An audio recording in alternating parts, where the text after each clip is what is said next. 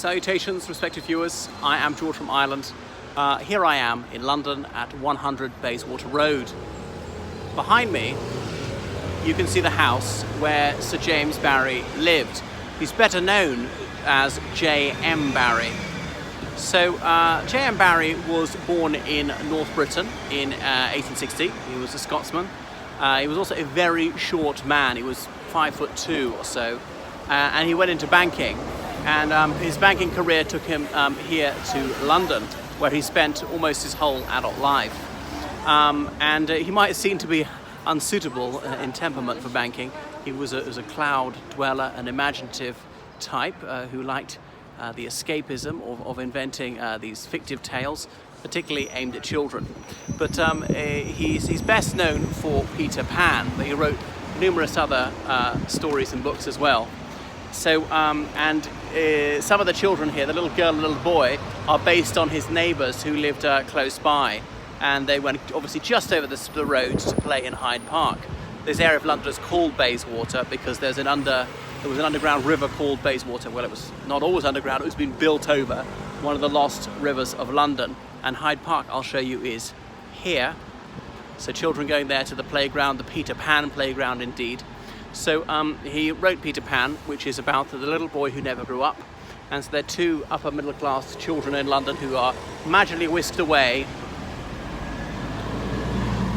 to an island called a Neverland. And Peter Pan, well, I suppose he also stands for the man-child. And Peter Pan has these magical powers, can always fly around. J.M.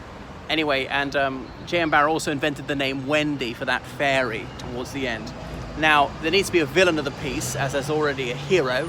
And so the anti-hero of this one is Captain Hook, who, like many a baddie in fiction, is an old Etonian.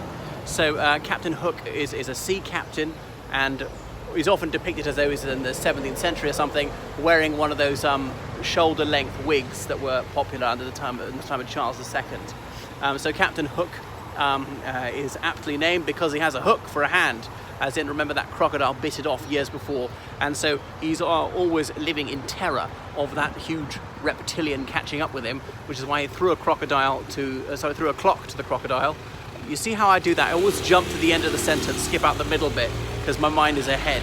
But anyway, so the big beast swallowed the alarm clock, which got lodged in his belly and is going tick-tock, tick-tock. The idea being Captain Hook will hear it coming. The enormous crocodile will never be able to creep up on him and surprise him, or so he thinks. Anyway, so there's a battle royal in Neverland, and that's that. And remember, there's the fairy Wendy. He invented the name Wendy for this fairy, and there's a bit where Wendy dies. And if your mum's reading it to you about 6 years old, there's a part of the tale where it says, "But if every child in the world says, 'I believe in fairies,' then Wendy will come back to life. So little girls and boys who are hearing the story, will you please say with faith, 'I believe in fairies'?" Say it. Okay, Wendy, woo! She's resurrected like Lazarus.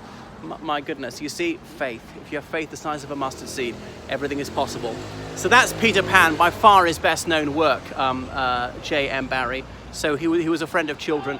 I know the late Michael Jackson named his ranch Neverland and invited certain children there, but don't let that put you off.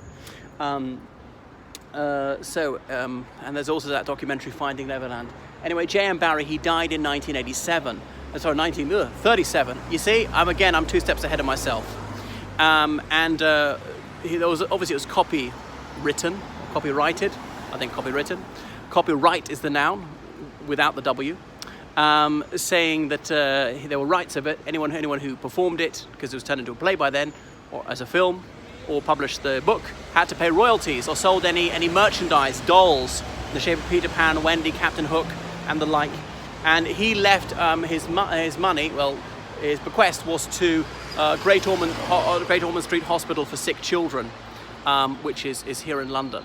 So for 50 years, every time anybody performed it and they wanted to see the play, the film, or they bought the book or any of these little dolls for Peter Pan, the money went to this children's hospital. It's hard to conceive of a worthier cause. Magnificent hospital, one of the best pediatric hospitals on the planet. But anyway, in the United Kingdom, these rights, they lapse after 50 years. Copyright doesn't survive the holder of the copyright by more than half a century. So in 1987 it was about to expire. Now Lord Callaghan of Cardiff, former Prime Minister, Labour man, no relation, but he said, well, let's uniquely extend copyright for Peter Pan because it's such a morally upstanding cause. There can be no nobler cause than saving the lives of ill children. So as he said in the House of Lords, very few parents would resent paying a few extra pennies for watching this show or buying this book for the sake of saving children who are gravely ill. So it was extended. I don't know how long it's been extended. Is it in perpetuity or for a further 50 years? I'm not sure. Presumably that only extends to the United Kingdom. And there have been many iterations of the film. I recall the 1992 version starring the very smarmy and smiling Robin Williams, a man who was generously blessed with comedic talent. Obviously seen her be a bit bipolar, took his life about 5 years ago. But anyway, it wasn't my favourite version of the film actually. And they have them eating this imaginary food, having to mime it, and then the food actually appears. And he is a bit of a man-child, hanging around with children and then behaving like them. These days I'd consider faintly sinister, but I think Robin Williams was completely innocent in this regard. Then there was Captain Hook. I saw it in France, and the sailors, the pirates rather, for Captain Hook are chanting hook, hook, hook, hook. But of course in French it's crochet, crochet, and he's turning like that. But I have a crotchet because it looks like a hook. Anyway, anything else I should tell you about Captain Hook and Peter Pan? Well, perhaps not. So there he is, J.M. Barrie, who did so much for children. Well, and even to this day, long after his death, his splendid tale is still doing so much for children. That's enough about Sir James Barrie. He's Barrie with an I-E, by the way.